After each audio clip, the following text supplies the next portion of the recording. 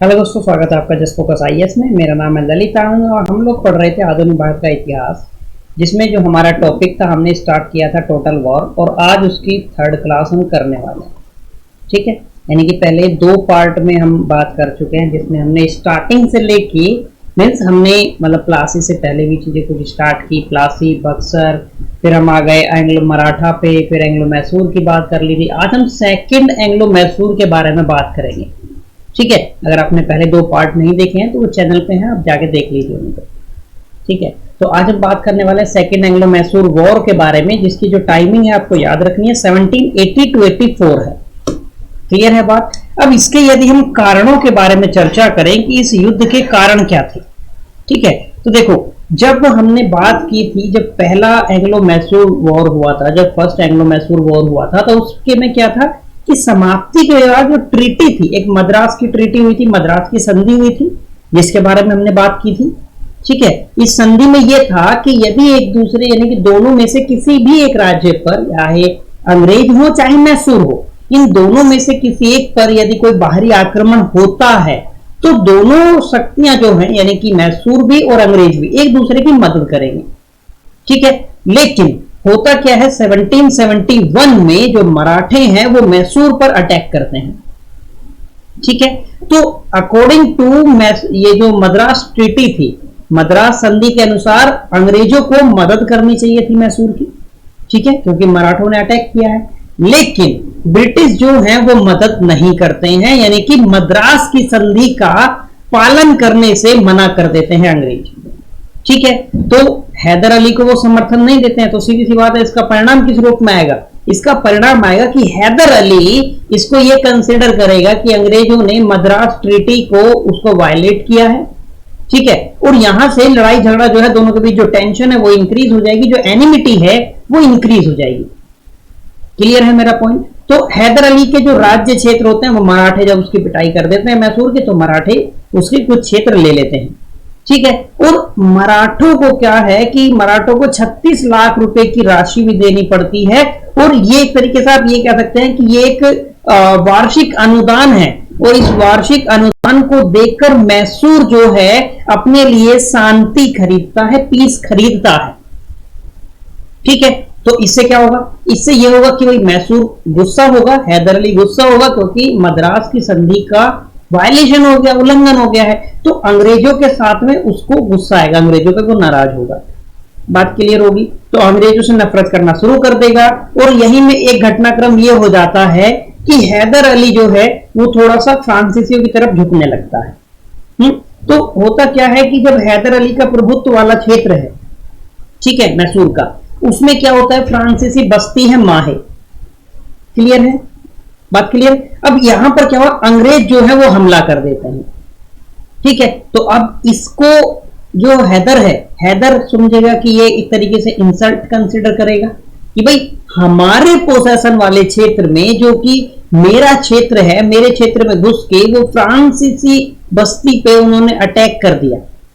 बात क्लियर हो गई? तो ये क्या होता है कि क्योंकि वहां पे हैदर अली का डोमेन था, तो हैदर अली का हक बनता था वहां पे, जो भी था, अंग्रेजों का कोई हक नहीं था। तो हैदर अली यहां से सीधे सीधे 1780 में क्या करता है कि युद्ध की घोषणा कर देता है अंग्रेजों के साथ में।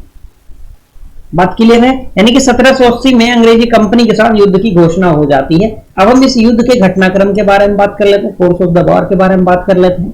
ठीक है, तो हैदर अली ये जानता था कि भाई जरूर क्या होगा कि अंग्रेज क्या करेंगे, मराठों को ले आएंगे, अंग्रेज क्या करेंगे, निजाम को ले आएंगे बीच में। समझ रहे? तो हैदर अली पहले ही क्या करता है, हैदर अली निजाम और मराठों के साथ गठबंधन कर लेता है। ठीक है, गठबंधन कर लेता है और ऑरकाट में ब्रिटिश सेना को हरा देता है। यहां तक की चीजें क्लियर है? मेरे हिसाब से सारे पॉइंट क्लियर हो रहे होंगे। ठीक है, फिर क्या होता है, 1782 पे आप आएंगे। 1782 में हैदर अली की मृत्यु हो जाती है, लेकिन उसका जो बेटा है टीपू सुल्तान इस युद्ध को जारी रखता है, युद्ध को कंटिन्यू करता है। बात क्लियर है? मैंने आपको पिछली क्लास में हमने मैसूर के बारे में की थी, मैंने आपको तब भी बताया था कि टीपू इस बार थोड़ा सा विवादित है। टीपू सुल्तान, समझ रहे हैं? बॉलीवुड में भी शायद कोई मूवी बन रही है टीपू सुल्तान पे, और वहां से एक बॉलीवुड एक्टर की तरफ से एक स्टेटमेंट आया है टीपू सुल्तान को लेकर, उस मूवी को लेकर, जो कि सोशल मीडिया पे काफी वायरल हुआ और काफी उसकी आलोचना हो रही है। सही है, तो सोशल मीडिया पे ये बिंदु जो है चर्चा का है, इसलिए इस बार के एग्जाम के पॉइंट ऑफ व्यू से ये इंपॉर्टेंट हो जाता है कि टीपू सुल्तान के बारे में आप जानकारी रखें।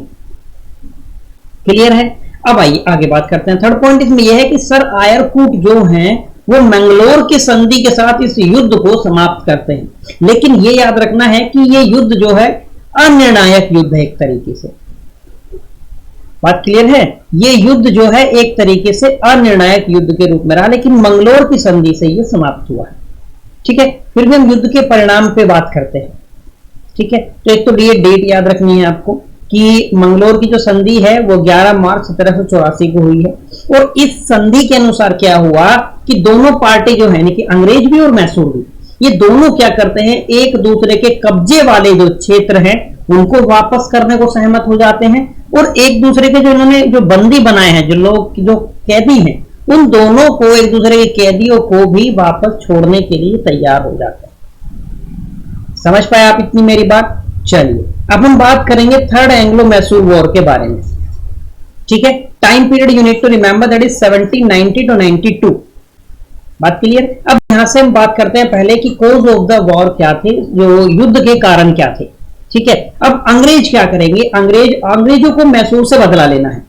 ठीक है, तो अंग्रेज कंटिन्यू क्या करते हैं कि वो हैदराबाद यानी कि निजाम के साथ और मराठों के साथ, ठीक है, वो हैदराबाद के साथ, हैदराबाद जो निजाम है उसके साथ और मराठों के साथ अपने संबंध सुधारने पर ध्यान देने लगते हैं। ठीक है, यानी कि कहीं ना कहीं जो संबंधों में खटास आ चुकी है, वो क्यों आ चुकी है वो हम बात कर चुके हैं और एक दो बार युद्ध में बात कर ली है। ठीक है, मराठों के साथ 1775 से लड़ाई चल रही है। ठीक है, संबंधों में खटास है। बात क्लियर है ना इतनी? तो अब इन पे अंग्रेज क्या है कि बैलेंस करने के लिए, ताकि सबको वो बैलेंस कर सकें, तो वो क्या करते हैं, हैदराबाद के निजाम के साथ और मराठों के साथ अपने संबंध सुधारने पर ध्यान देने लगते हैं। ठीक है, अब टीपू सुल्तान जो कि मतलब हैदर अली की मृत्यु के बाद उसने मैसूर का कार्यभार संभाला था, ये क्या करता है, अपने संसाधनों को बेहतर बनाने के लिए जो फ्रांसीसी कंपनी है उससे मदद लेने लगता है। ठीक है, तो यहां से अंग्रेजों को और प्रॉब्लम होगी, अंग्रेजों को और गुस्सा आएगा।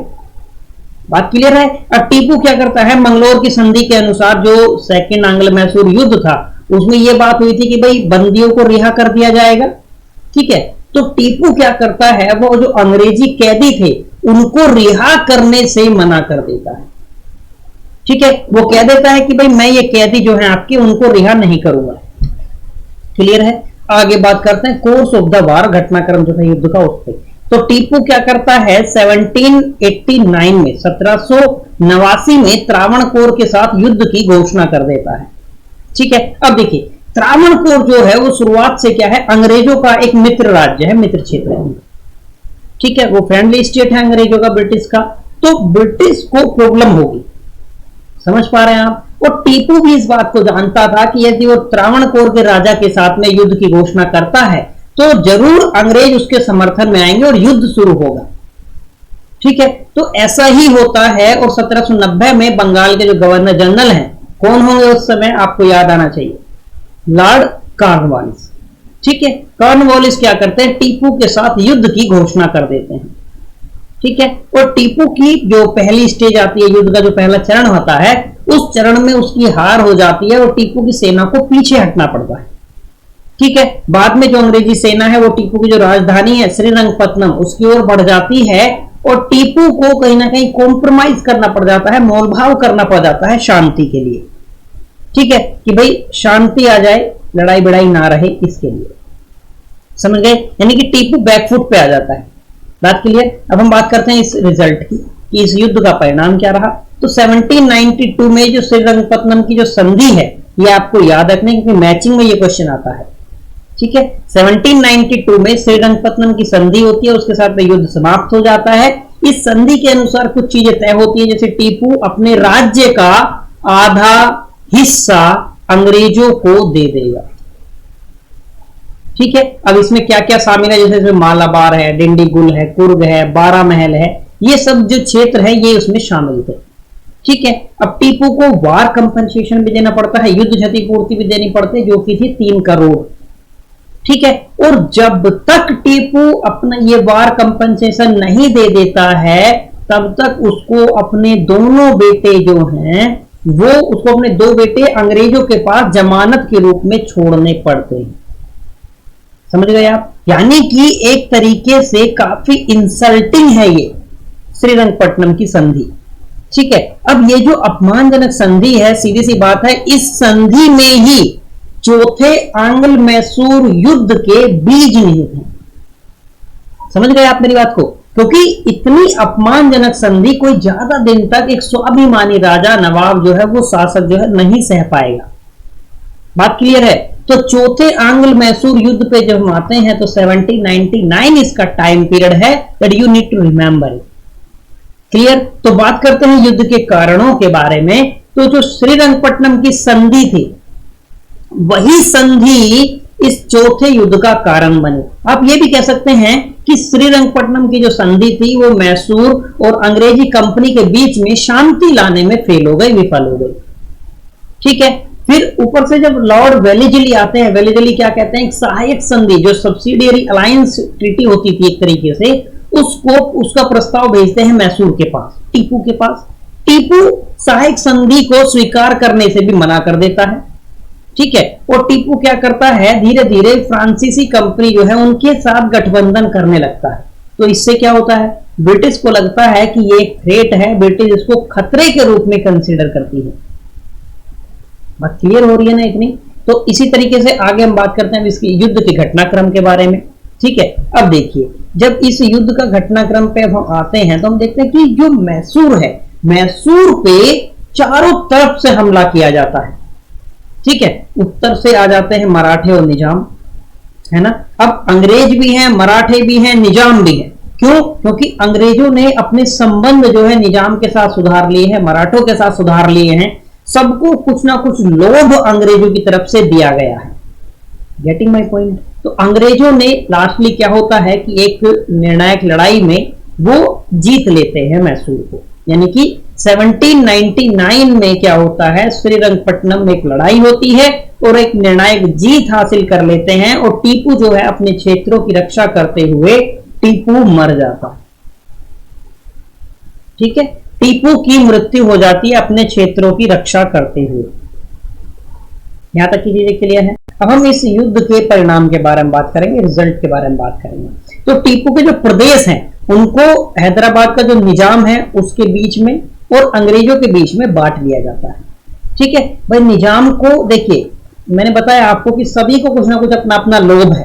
अंग्रेजों को लोभ है, निजाम को भी लोभ है, मराठों को भी लोभ है।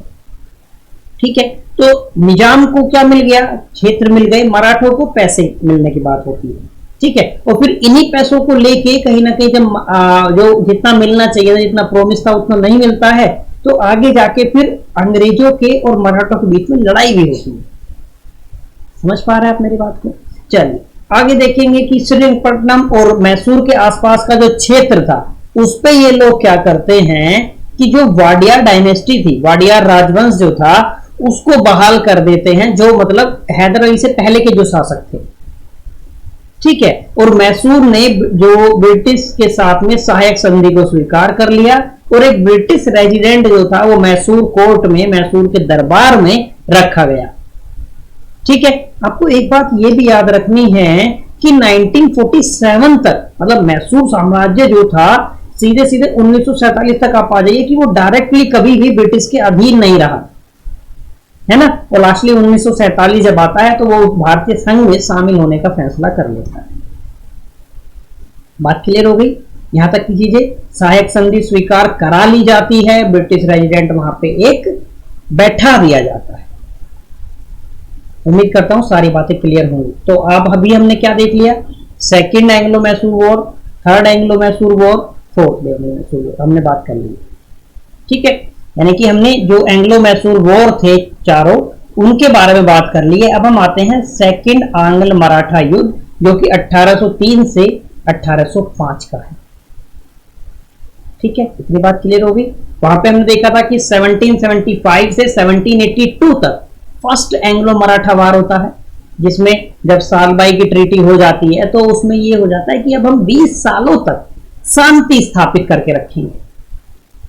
ठीक है, अब 20 सालों तक शांति स्थापित करके रखने के बाद क्या होता है कि 1802 में 20 साल खत्म हो रहे हैं, तो जस्ट 1803 में ही दूसरा आंग्ल मराठा युद्ध जो है वो शुरू हो जाता है।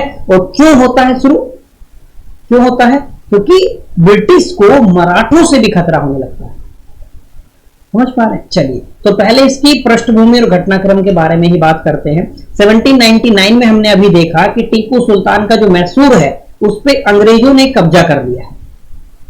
ठीक है, अब हम यहां से देखते हैं कि एक तो 1761 के बाद यानी कि पानीपत के तीसरे युद्ध के बाद मराठों की स्थिति खस्ता हुई थी, लेकिन हमने देखा था कि जस्ट आने वाले 10 सालों में ही क्या है, वो अपनी शक्ति में वृद्धि करने लगते हैं। समझ पा रहे हैं आप मेरी बात को? तो अब मराठा ही एकमात्र भारतीय शक्ति थे जो ब्रिटिश के प्रभुत्व से बाहर थे मैसूर के बाद। ठीक है, तो उस समय मराठा परिसंघ में 5 प्रमुख शामिल होते थे। पुणे में पेशवा हो गए, बड़ौदा में गायकवाड़ हो गए, इंदौर में होलकर हो गए, ग्वालियर में सिंधिया और नागपुर में भोसले। ठीक है, प्रॉब्लम यहां आती है कि ये पांचों जो थे, इन पांचों में आपस में कहीं ना कहीं खटपट रहती थी, लड़ाई होती रहती थी। समझ पा रहे हैं आप मेरी बात को?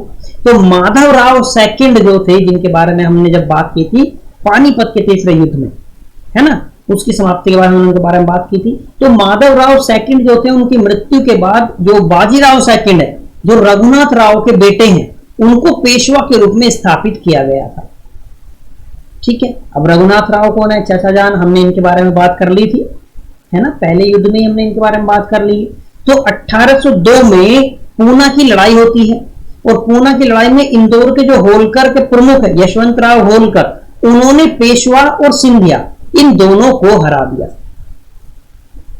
ठीक है, अब बाजीराव सेकंड ने ब्रिटिश से सुरक्षा मांगी।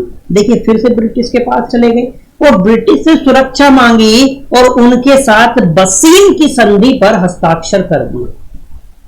ठीक है, याद रखना है, रघुनाथ राव करके आते हैं सूरत की संधि कि प्लीज मुझे पेशवा बना दो, मैं सूरत की संधि करने को तैयार हूं, पेशवा बनने के बाद ये क्षेत्र मैं आपको दे दूंगा। ठीक है, अब इधर से ये पहुंच गए हैं और इन्होंने क्या कर ली है? बसीन की संधि। बात क्लियर है? इस संधि में भी क्या होगा, आप अपने से डेराइव कर सकते हैं कि इस संधि में भी क्या चीजें आएंगी भाई, कुछ क्षेत्र दिए जाएंगे। तो इस संधि के अनुसार भी वही बातें हुई कि ब्रिटिश को कुछ क्षेत्र सौंप देने और वहां पर ब्रिटिश सैनिकों के रख रखाव की बात यहां पे इसने मानी। ठीक है, अब सिंधिया और भोसले जो है वो क्या करेंगे? इस संधि को स्वीकार नहीं करेंगे, सीधी सी बात है ना। इसी वजह से क्या होता है, 1803 में मध्य भारत में दूसरा आंग्ल मराठा युद्ध होता है। ठीक है, होलकर भी बाद में अंग्रेजी कंपनी के खिलाफ लड़ाई में शामिल हो जाते हैं। इसके परिणाम के बारे में यदि हम बात करें तो जितने भी इसमें युद्ध हुए, सही में क्या होता है, मराठा सेना अंग्रेजों से हार जाती है। ठीक है, अब सबको संधि करनी पड़ती है ना। जो जो पार्टी इसमें पार्टिसिपेट की मराठों की तरफ से, जो जो सरदार लड़े, जो हार गया उसको संधि करनी पड़ेगी। ठीक है, तो आप संधि के बारे में जानिए। सिंधियों ने क्या है, 1803 में सुरजी अर्जन गांव की संधि करते हैं। ये सारी ट्रीटी आपको याद रखनी है क्योंकि मैचिंग का क्वेश्चन मैंने यहां से बनते हुए देखा एग्जाम में। ठीक है, सुरजी अर्जन गांव की संधि कर ले। अब इसके माध्यम से क्या होता है, जैसे अंग्रेजों को जो रोहतक है, गंगा यमुना दोआब है, गुड़गांव, दिल्ली, आगरा का क्षेत्र होता है, भड़ोच का, गुजरात के कुछ जिले, बुंदेलखंड के हिस्से और अहमदनगर के कुछ क्षेत्र ये मिल जाते हैं। समझ में आ गई बात? तो सुरजी अर्जन गांव, ये क्षेत्र अगर आपको याद नहीं रहेंगे ना, पर्टिकुलर रोहतक, गंगा यमुना दोआब, गुजरात के कुछ डिस्ट्रिक्ट याद नहीं रहेगा चलेगा, लेकिन किसके साथ सुरजी अर्जन गांव की संधि हुई, कब हुई, ये तो बिल्कुल नहीं भूलना है, माफी नहीं मिलेगी। सही है, दूसरे पॉइंट पर आता है। अब भोसले की बात करते हैं। भोसले भी 1803 में देवगांव की संधि पर हस्ताक्षर करते हैं। ठीक है, अब देवगांव की संधि होती है। इसके अनुसार क्या होता है, अंग्रेजी कंपनी ने कटक, बालासोर, वर्धा नदी के पश्चिम वाले जो क्षेत्र होते हैं उनका अधिग्रहण कर लेते हैं। ठीक है, आगे आइए आप होलकर के बारे में आ जाइए। होलकर जो हैं ये 1805 में राजघाट की संधि पर हस्ताक्षर करते हैं।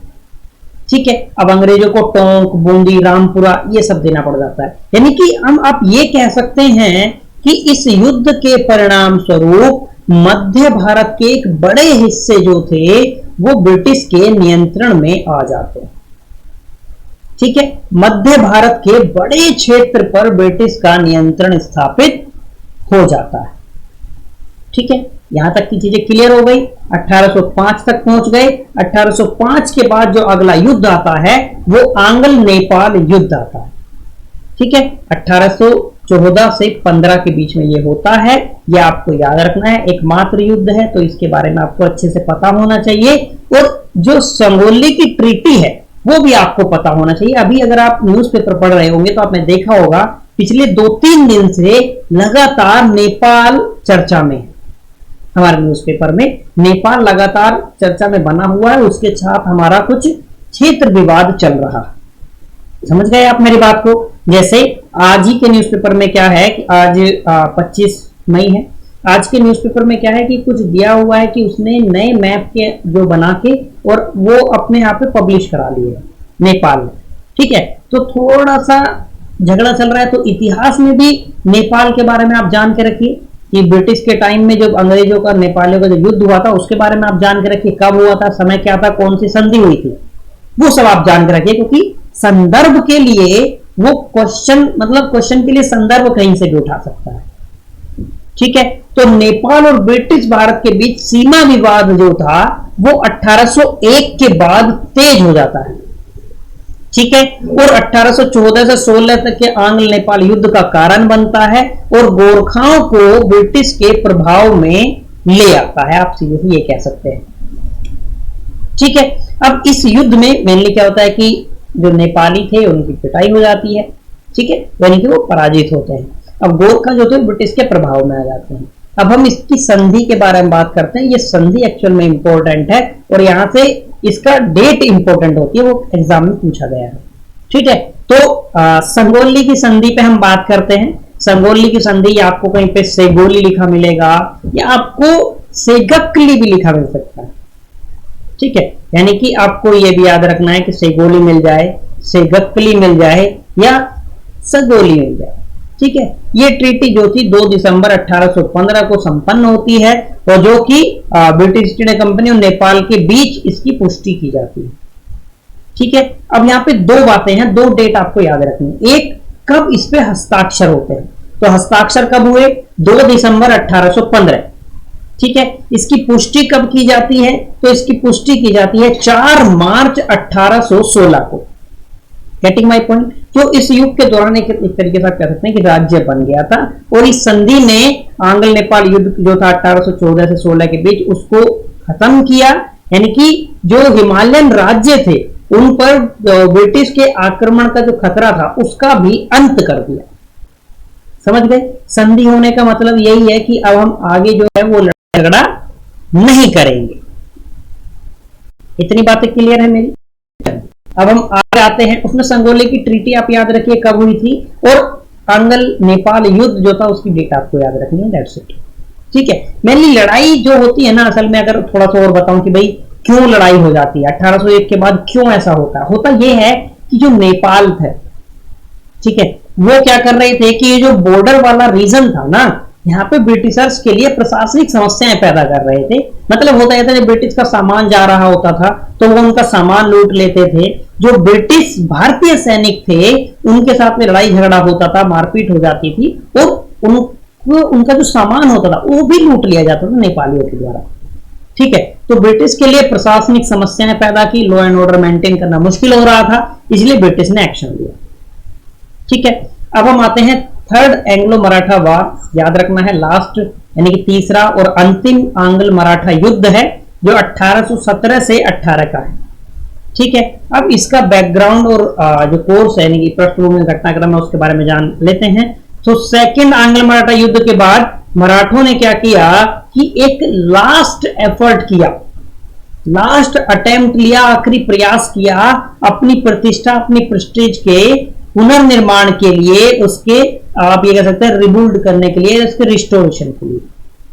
ठीक है, तो मराठों ने अपनी प्रतिष्ठा के पुनर्निर्माण के लिए एक आखिरी प्रयास किया ठीक है, ये अपनी सभी पुरानी संपत्ति जो थी वो अंग्रेजी कंपनी से वापस लेना चाहते थे, और जो अंग्रेजी कंपनी जो थे, जो ब्रिटिश के निवासी थे ब्रिटेन के, वो जो मराठों के आंतरिक मामलों में हस्तक्षेप करने लगे थे, उससे भी मराठे जो थे काफी नाखुश थे। ठीक है, अब इस युद्ध का यदि आपसे डायरेक्ट एक रीजन पूछा जाए कि डायरेक्ट इस युद्ध का एक मूल कारण क्या है, तो मुख्य कारण है पिंडारियों के साथ ब्रिटिश का संघर्ष। ठीक है, पिंडारी कौन होते थे? तो पिंडारी एक तरीके से खानाबदोश जनजाति होती थी, जो वास्तव में यदि कहा जाए, जहां तक मैंने पिंडारियों के बारे में पढ़ा था, वो वास्तव में मराठा सेना के सहयोगी होते थे, लेकिन पिंडारी लूट मार करते थे। समझ गए आप मेरी बात को? तो ये पिंडारी जो थे ये अंग्रेजों के लिए एक परेशानी बने हुए थे, लॉ एंड ऑर्डर जो था उनका तहस नहस कर रहे थे। ठीक है, तो अंग्रेजों ने मराठों से कहा कि आप इनको संरक्षण देना बंद कीजिए। अंग्रेजों को ये संदेह था कि मराठे पिंडारियों को संरक्षित करते हैं। ठीक है, तो अंग्रेजों ने मना कर दिया कि नहीं, हम पिंडारियों को संरक्षण नहीं देते हैं। समझ गए ना मेरी बात को? पिंडारी लूट मार करते थे। ठीक है, तो मराठा प्रमुख जो थे पेशवा बाजीराव सेकंड, मल्हारराव होलकर और मुदोजी सेकंड भोसले, इन्होंने क्या किया कि तीनों ने, चारों ने मिलकर क्या किया, अंग्रेजी कंपनी के खिलाफ एक मोर्चा बनाया। मुदोजी सेकंड ने, मल्हार राव ने और पेशवा बाजीराव ने। समझ गए? पेशवा बाजीराव सेकंड। ठीक है, अब जो चौथे मराठा प्रमुख थे दौलतराव सिंधिया, इन पर क्या हुआ कि एक तरीके से कूटनीतिक रूप से दूर रहने का दबाव डाला गया। ठीक है, कि भाई आप इस युद्ध से अलग रहेंगे। ठीक है, लास्टली होता क्या है? लास्टली यही होता है कि अंग्रेज जो हैं वो इस युद्ध में भी आसानी से जीत जाते हैं, अंग्रेजों की भी आसानी से जीत हो जाती है। ठीक है, क्योंकि ये लोग कमजोर हैं और इनको अलग रख दिया जाता है। ठीक है, रिजल्ट के बारे में आपको इसमें इंपॉर्टेंट बातें याद रखनी है कि 1817 में सिंधिया और अंग्रेजों के बीच एक ग्वालियर की संधि हो जाती है। ठीक है, अब सिंधिया, आप ये कह सकते हैं कि सिंधिया इस युद्ध में शामिल नहीं हुए थे, तो भले ही वो युद्ध में शामिल नहीं हुए थे, लेकिन अंग्रेजों और सिंधिया के बीच में संधि हुई थी ग्वालियर की। ठीक है, और इस संधि के अनुसार सिंधिया ने क्या किया, राजस्थान जो था वो अंग्रेजों को दे दिया। ठीक है, राजपूताना के राजा ब्रिटिश संप्रभुता को स्वीकार करने के बाद 1947 तक, 1947 तक रियासत बने रहे। ठीक है, मंदसौर की संधि हुई। मंदसौर की संधि पर ब्रिटिश और होलकर के प्रमुख जो थे उन दोनों के बीच में हस्ताक्षर हुए। कब? 1818 में। ठीक है, और इसमें क्या हुआ, एक शिशु को ब्रिटिश संरक्षण के तहत सिंहासन पर बैठा दिया गया, है ना। पेशवा ने भी 1818 में आत्मसमर्पण कर दिया। तो इसे भी क्या हुआ कि इसको इन्होंने कानपुर के पास एक बिठूर जगह है, क्षेत्र है, वहां पे एक पेंशन दे के इसको वहां पे छोटी सी जगह दे दी कि भाई आप यहीं रहेंगे, यानी कि पेंशन भोगी बना दिया गया पेशवा को। और इसके जो अधिकांश क्षेत्र थे पेशवा के, उन सब को, जो बंबई प्रेसिडेंसी है, याद आएगा उसके बारे में हमने बात की थी पहले आंग्ल मराठा युद्ध में। ठीक है, तो बंबई प्रेसिडेंसी का क्षेत्र बना दिया जाता है, उनका हिस्सा बना दिया जाता है। ठीक है, अब देखिए यहां से आपको एक दो बातें और याद आएंगी। देखिए, अब इनका जो दत्तक पुत्र है नाना साहब, जो आपको याद आएगा 1857 के विद्रोह के नेता होते हैं कानपुर में, याद आया मेरी बात को इतना? तो ये पेशवा के दत्तक पुत्र थे। समझ गए आप मेरी बात को? इसीलिए वो कानपुर से उन 1857 में लोगों का नेतृत्व करते हैं। क्यों? क्योंकि पेशवा को कानपुर ही निष्कासित किया गया था, बिठूर में निष्कासित कर दिया गया था। छोटा सा क्षेत्र है कानपुर के पास। ठीक है, अब आइए आगे। पिंडारियों से जो क्षेत्र लिए गए वो ब्रिटिश भारत का जो तहत मध्य प्रांत बन गए। ठीक है, अब इस युद्ध के कारण जो था, आप ये कह सकते हैं कि मराठा साम्राज्य का अंत हो गया। सभी मराठा शक्तियों ने अंग्रेजों के सामने सरेंडर कर दिया, अंग्रेजों के सामने आत्मसमर्पण कर दिया। यहां तक की बातें क्लियर हो गई मेरी?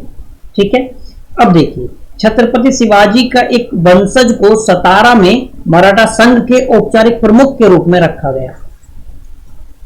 ठीक है, अब ये अंग्रेज द्वारा लड़ा गया और जीता गया आखिरी प्रमुख युद्ध है ना। इसके साथ ही क्या होता है, क्योंकि मराठे प्रमुख शक्ति थे ना मैसूर के बाद, इसके बाद में क्या होता है कि ब्रिटिश ने प्रत्यक्ष या अप्रत्यक्ष रूप से भारत के अधिकांश हिस्सों को नियंत्रित कर लिया। ठीक है। 1817 में इसमें क्या हो जाता है, पूना की संधि हो जाती है और पेशवा का पद समाप्त कर दिया जाता है, यह आपको याद रखना है। ठीक है, पूना की ट्रीटी होती है। बात क्लियर हो गई। अब मराठों की हार के कारण क्या है यदि हम बात करें, हालांकि इनकी जो हारने के कारण है, मराठों की शक्ति के पतन के जो कारण है वो हमने मराठा की क्लास के बारे में बात की थी। हमने जब मराठों के ऊपर क्लास की तब हमने बताया था अच्छे डिटेल से। फिर भी कुछ पॉइंट जब माइंड में आता है तो मैं आपको बता रहा हूं। जैसे मराठों में एकता का अभाव, लैक ऑफ यूनिटी। ठीक है। दूसरी बात यह है कि lack of good relation with other Indian princes, जैसे अन्य भारतीय राजकुमार और जो शासक राजवंश हैं उनके साथ अच्छे संबंधों का अभाव है। ठीक है। तीसरा पॉइंट इसमें यह है कि ब्रिटिश की राजनीतिक और कूटनीतिक ताकत को समझने में ये लोग फेल हो गए। समझ पा रहे हैं आप मेरी बातें इतनी? ब्रिटिश की ताकत को इन लोगों ने कम समझा, ब्रिटिश की कूटनीतिक ताकत को समझने में फेल हो गई, उनकी राजनीतिक ताकत को समझने में विफल रहे। बात क्लियर है यहां तक की? तो मुझे लगता है कि मैं अपनी सारी बातें आपको समझा पाया अच्छे से। अब इसमें आज के लिए हम इतना ही रखते हैं, थोड़ा थोड़ा लेके चलते हैं, हम इसको थोड़ा थोड़ा पढ़ेंगे तो चीजें अच्छे से क्लियर हो जाएंगी। ठीक है। आपको यदि किसी को कोई डाउट हो तो आप कमेंट करके बताना। यदि आपको क्लास पसंद है तो लाइक जरूर करना। पहली बार चैनल पे हैं तो चैनल सब्सक्राइब कर लेना। That is the only way to motivate me to make more courses and classes. ठीक है। तो मुझे ऐसी उम्मीद है कि मैंने अच्छे से आपको पढ़ाया है। यदि कोई डाउट होगा आपको तो आप टेलीग्राम पे आके बता सकते हैं, डिस्क्रिप्शन में आपको टेलीग्राम मिल जाएगा। कोई डाउट हो कमेंट करना, बेफिक्र किसी भी टाइम आप कमेंट करना, टेलीग्राम पे किसी भी टाइम आप मैसेज करना, आपके सभी डाउट के मैं जवाब दूंगा। कोई मटेरियल चाहिए, किसी भी चीज का कोई प्रॉब्लम है आप बता देना, then I will help you. ठीक है। तो मिलते हैं अगली क्लास में। Till then bye bye, have a nice day.